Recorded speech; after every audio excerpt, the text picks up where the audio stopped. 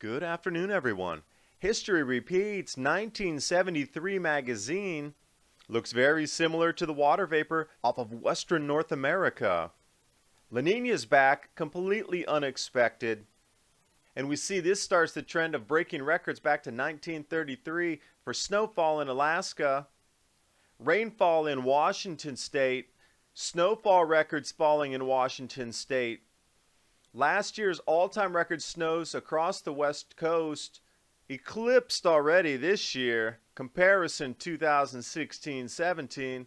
And with the massive hails and snows, we're going to have to start protecting our crops with these types of nets. And while you're watching the video, please remember to subscribe to Adapt 2030 and click the bell so you can get the latest updates.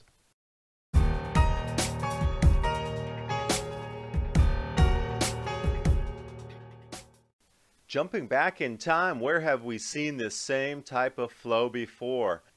Oh, a cycle from the 1970s, yeah. Starting to line up exactly the same West Coast USA, all the way from Alaska through Canada, down through California. And suddenly La Nina is back, so all these excuses about warming oceans or creating more snow, that doesn't fly. Also a blast from the past, a day after tomorrow, trying to explain ocean circulation currents causing all the changes in that movie that we saw. Plus the AMO's cooling anyway, so again, second strike on the warming oceans creating more evaporation theory. Now since we have unexpected La Nina flows once again, it's unusual that Alaska's breaking 1933-1918 snow records. This is just a couple weeks ago, and the trend continues. Now, Alaska breaking snow records, that's a heavy statement that early in the year. And follow on top of this, rainfall records in Washington State being broken. Old record 1973. Interesting. That magazine I showed you was from 1972. Also, snowfall records falling across Spokane. This is at the airport, which was followed on record cold. Now, interestingly though, these record cold temperatures broke the old record from February 25th, 2017.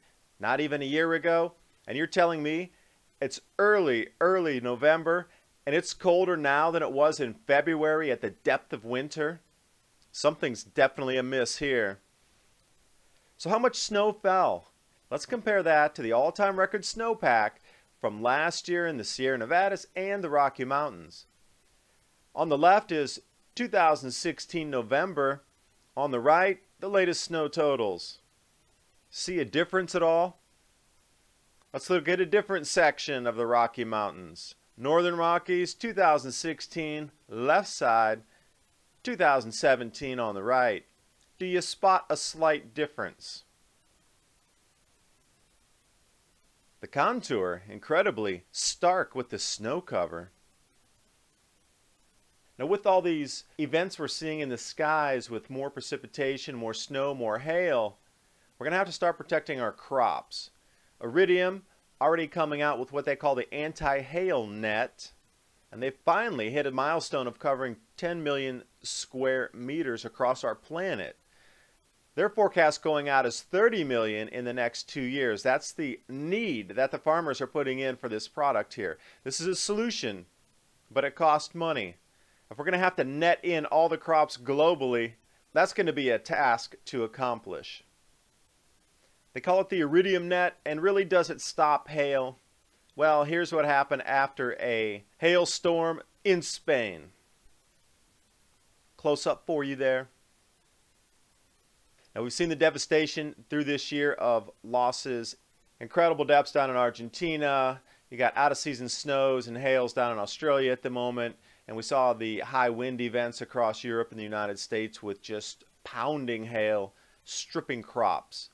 This is going to be the solution. And I'm going to leave you with a nice flood picture from Germany here. I feel bad for the people with the homes, but what a beautiful valley that is. That is picturesque, postcard perfect. Our climate's absolutely changing, and for us to continue arguing that it's CO2 and it's warming oceans causing evaporation, it's doing a disservice. Why don't we just admit it's the grand solar minimum Everybody forgive and forget that the IPCC has been leading us down the wrong road. We start from zero today, and we all work together to find solutions because, as you see, this is intensifying, and it's going to affect everybody on the planet with our crop production. So it's time to just put everything from the past aside and just start from today. The past is the past. Today is right now. It should be a new start for everybody. We need to get moving on this because we are absolutely out of time, and it's going to intensify from this year forward. I hope you are getting ready in your own ways for this. Thanks for watching. Hope you got something out of the video.